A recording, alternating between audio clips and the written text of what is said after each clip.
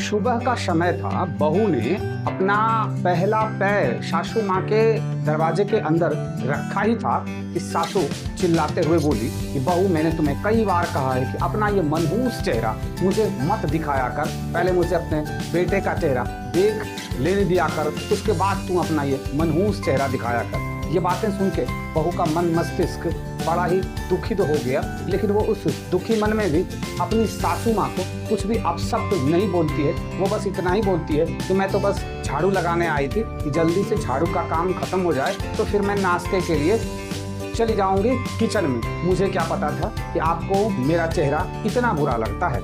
ये कहते हुए वो अपने कमरे में चली गई। फिर सासू माँ ने ताना दिया कि हाँ, जाके मेरे बेटे का फिर से कान भर दे, यही तो तुम्हारे पास बचा है और तो कुछ है नहीं। एक बच्चा तो तुमसे जना जाता नहीं है और तू बस यही करती रहती है। ये बातें सुन के बहू बेचारी अपने कमरे में चली गई। बेटा उठा, नहाया धोया, खाया पिया और ऑफिस के लिए निकल पड़ा। सासू माँ ने फिर से बहू को बुलाया और कहा कि देख बहू, अब तो ये डॉक्टर ने कह दिया है कि तू कभी भी माँ नहीं बन पाएगी, इसलिए अब तू ऐसा कर कि तू मेरे बेटे को इस चीज़ के लिए तैयार कर कि वो दूसरी शादी कर ले ताकि मेरे घर में संतान आ जाए। लेकिन दूसरी ओर वो दोनों दाम्पत्य जिनको संतान नहीं था, वो दोनों ये प्लान कर रहे थे कि क्यों ना हम एक अनाथालय से एक बच्चे को ले आएं और उसे ही अपना संतान मान के रखें। ये बात बहू ने सासू को बता दी।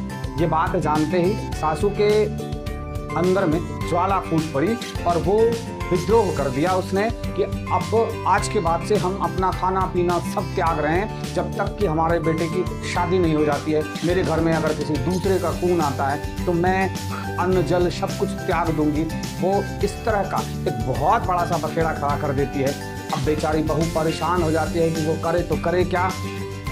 सासू माँ एक तरफ कहती है कि नहीं, बेटे का दूसरा शादी करा देना है। उसका पति उसे बहुत प्यार करता है। उसका पति कहता है कि नहीं, हम दोनों मिलके एक बच्चे को ले आएंगे। उसकी माँ कहती है कि नहीं, तुम अपने पति को समझाओ कि वो दूसरी शादी कर ले। अब ये बेचारी पत्नी लाचार सी हो गई थी। लेकिन इसी क्रम में उसके ननद के यहाँ से फोन आता है कि आज उसका मैरिज डे है और उसमें आप सभी आमंत्रित हैं और आप सबको आज शाम में आना है।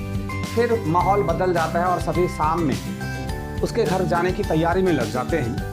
लेकिन शाम होने से कुछ पहले ही अचानक से फ़ोन की घंटी बजती है और एक मैसेज आता है कि उनकी बेटी का एक्सीडेंट हो गया है और वो हॉस्पिटल में ज़िंदगी और मौत से जूझ रही है।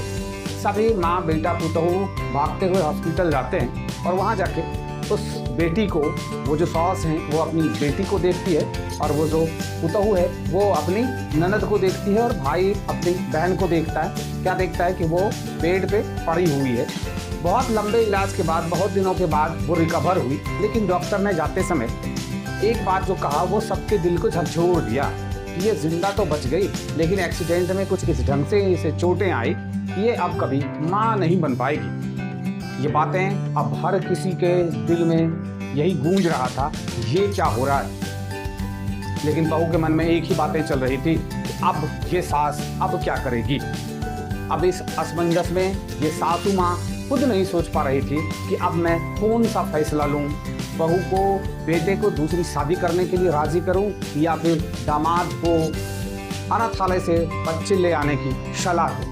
इसलिए जीवन में जब भी समस्याएं आए तो अपने हिसाब से उन समस्याओं को नहीं सोचने का है, उसको अपने पर इम्प्लीमेंट करके सोचने का है। तो आप कभी समस्याओं में गलत निर्णय नहीं लेंगे। मेरा ये छोटा सा प्रयास अगर आपको पसंद आया हो तो लाइक ज़रूर करेंगे।